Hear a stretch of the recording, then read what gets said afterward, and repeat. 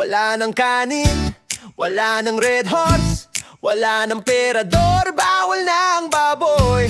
Wala ng Yossi, bawal tumingin sa chicks. Wala ng Jollibee, McDo, pati KFC. Wala ng merienda, para daw healthy. May puting dayuhan, kaibigan ng pamilya. Naglakad kami, biglang may pa-lecture siya tungkol sa tama't mali. Akala mo kung sino, sabi niya sa akin parang bagong Pilipino. Wala ng kanin, wala ng Red Horse, wala ng Perador, bawal na ang baboy. Wala ng Yossi, bawal tumingin sa chicks.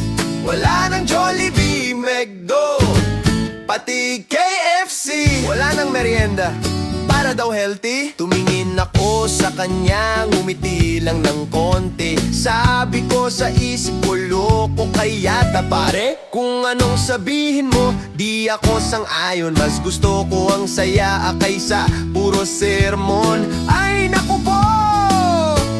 Wala ng kanin, wala ng Red Horse, wala ng Perador, bawal na ang baboy. Wala ng Yossi, bawal tumingin sa chicks.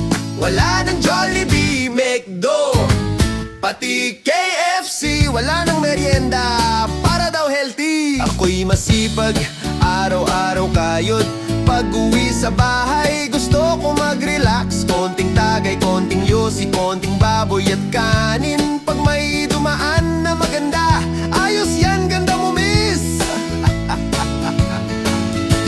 Wala ng kanin, wala ng Red Horse, wala ng Perador, bawal na ang baboy. Wala ng Yossi, bawal tumingin sa chicks. Wala ng Jollibee, McDo, pati KFC. Wala ng merienda, para daw healthy. Sabi niya, bawal yan, bawal to, parang checklist ng buhay. Pero sa puso ko, alam ko kung saan ako tunay. Hindi ako robot, may damdamin at saya. Kultura ko'y mahalaga, di basta mawawala. Kaya sa mga payo mo, salamat na lang. Pero sa buhay ko, ako ang may alam. Di bale ng chubby, basta masaya, Pilipino ako.